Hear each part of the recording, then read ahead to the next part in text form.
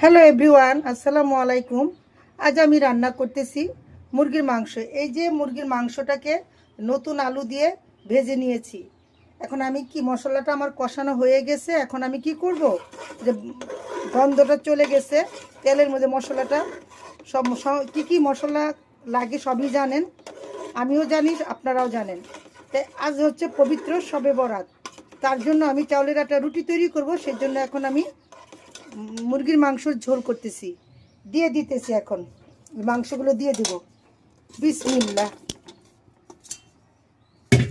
ভালো করে কষাবো, কষাই। আর এই যে এখানে দেখেন পানি গরম হতে দিয়ে দিছি। আর ভালো করে কষানো হয়ে গেলে আমি এখান থেকে গরম পানি দিব। গরম পানি দেওয়ার পরে লবণ চেক করব।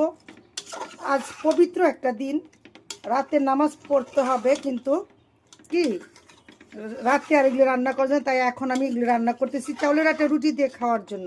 এই পর্যন্তই বন্ধুরা, সবাইকে জানাই শুভ শবে বরাতের শুভেচ্ছা ও ভালোবাসা।